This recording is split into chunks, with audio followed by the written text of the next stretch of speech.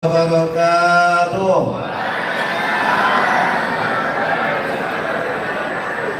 Alhamdulillah, bismillah, alhamdulillah, salatu wassalamu ala rasulillah. La hawla wa la quwata illa billah, ma ba'du ba'da tahiyah. Yang terhormat Ketua Pembina Yayasan Bapak Haji Hendri Bidin, yang kami hormati Ibunda Ketua Yayasan Bunda Haja Gusnawati, yang kami hormati jajaran direktur, para rektor, para pimpinan kampus, pimpinan bank, yang barangkali kami tidak sebutkan satu persatu, yang kami muliakan keluarga besar Bunda Mandiri Group, Tahu Rumah Sakit Harapan Bunda, serta seluruh mitra-mitra yang hadir. Yang kami banggakan rekan-rekan kami para mubalik yang bergabung dalam perkumpulan mubalik Kota Batam yang hadir pada saat ini, serta yang kami cintai para anak kami, anak yatim dan piatu yang hadir pada saat ini. Bapak Ibu hadirin wal hadirah yang berbahagia, alhamdulillah kita bersyukur kepada Allah Subhanahu wa taala. Allahumma shalli ala sayyidina Muhammad sallallahu alaihi wasallam. Tak bosan-bosannya kita hadirkan ke pangkuan baginda Rasulullah sallallahu alaihi wasallam. Bapak Ibu yang kami muliakan, para orang tua kami, para alim, para ulama, izinkan kami sharing, bukan nak mengajari orang tua kami, mohon izin orang tua kami. Saat ini kita, depan kita sudah ada tema acara ini, silaturahmi dalam rangka untuk meningkatkan ketakwaan kita kepada Allah Subhanahu wa taala. Dan kita berpuasa juga dalam rangka juga untuk mendapatkan gelar takwa itu. Ya ayyuhalladzina amanu kutiba alaikumussyiyam kama kutiba 'alal ladzina min qablikum la'allakum tattaqun. Kata-kata takwa yang berarti adalah takut. Tapi takut di sini bukan berarti sama seperti takutnya kita ke harimau. Kalau ada harimau kita takut, jangan dekat-dekat, jauh. Nanti bunuh diri namanya. Tetapi takut di sini adalah justru mendekatkan diri, karena takutnya di sini takut kepada Allah Subhanahu wa taala. Takwa, takut kepada Allah, justru kita akan mendekatkan diri kepada Allah Subhanahu wa taala. Imam Al-Qushayri menyebutkan bahwa takwa itu terdiri dari 4 huruf. Yang pertama huruf ta, yang kedua huruf qaf, yang ketiga huruf waw, yang keempat ya. Itulah takwa. Apa itu ta? Yang pertama tawadu.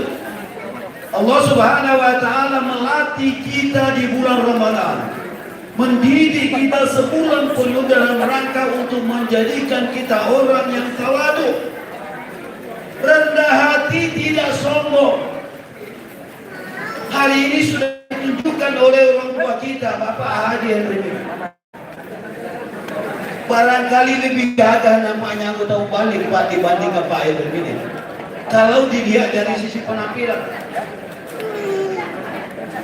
Tapi begitu dia tunjukkan bahwa beliau tidak angkuh, tidak sombong. Bulan puasa diberikan oleh Allah Subhanahu wa taala kepada kita untuk menjadikan kita orang yang tawadu, orang yang tidak sombong, peduli terhadap mereka-mereka yang tidak punya kemampuan. Bukankah kita tadi pagi sampai sore hari ini menahan lapar? Ternyata memang tak enak Pak lapar. Halo? Enak enggak lapar? Enggak enak lapar tuh Pak. Sakit rasanya kalau tidak kelaparan. Enggak enak rasanya kalau tidak kehausan tapi tak bisa minum. Kita lapar tak bisa makan. Itu baru dari pagi sampai sore. Gimana mereka yang tidak punya kemampuan? Hampir setiap hari dalam kehidupannya merasakan lapar. Kita baru sedikit sudah mengeluh, baru dari pagi sampai sore merasakan lapar, sudah mengeluh setengah mati. Padahal orang itu berhari-hari lapar, bukan karena tak boleh makan, karena tak ada yang dimakan. La in syakartum la azidannakum wa la in kafartum inna azabi lasyadid. Kata Allah Subhanahu wa taala, ketika kita bersyukur, Allah akan tambah nikmat. Fa bi ayyi ala'i rabbikuma tukadziban. Nikmat lagi yang kita dustakan, Allah telah berikan kepada kita semua. Dulu kita belum ada apa-apanya, sekarang kita sudah punya segalanya. Dulu saya merantau datang ke Padang, tak punya apa-apa, nganggur 6 bulan. Sekarang saya sudah punya mobil. Maka nikmat yang mana lagi yang harus kita dustakan? Sampai hari ini kasih masih kita tidak peduli terhadap mereka. Ara'aital ladzi yukadzibu bid-din fadzalikal ladzi yad'u al-yatim wa la yahuddu 'ala ta'amil miskin. Kita dianggap oleh Allah Subhanahu wa taala pembohong besar. Yukadzibu bid-din, pendusta agama. Kita semua pendusta agama yang ketika kita tidak peduli terhadap anak yatim, tidak peduli terhadap para fakir miskin. Itu jelas Allah Subhanahu wa taala jelaskan kepada kita semua. Ara'aital ladzi yukadzibu bid-din, pendusta agama, pembohong besar. Ketika kita di depan mata ada anak yatim, di depan mata kita ada fakir miskin, kita tidak pedulikan.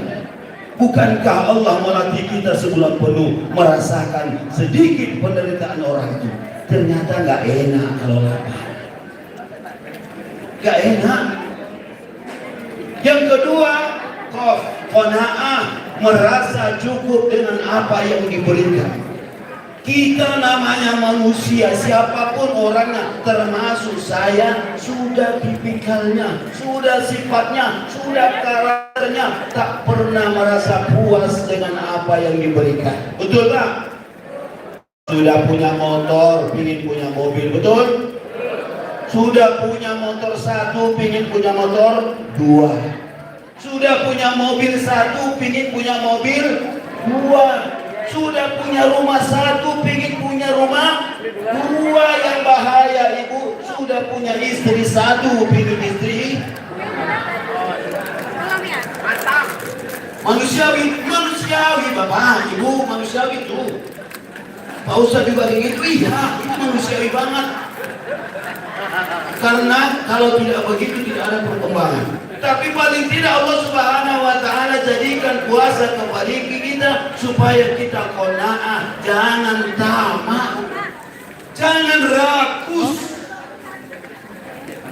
jangan tamak. Jangan karena kerakusan kita halalkan segala cara untuk mendapatkan 2 rumah.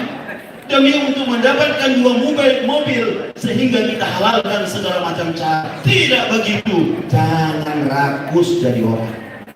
Ibu, ibu semua nih. Ya, saya cerita sama ibu.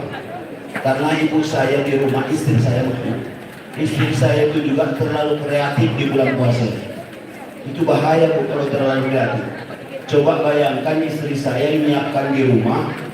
Pas sore hari sudah ada teoben, ada semangka, ada kolak, ada bubur kacang hijau, ada nasi, ada lauk pauk, ada sayur payur, lengkap lengkap.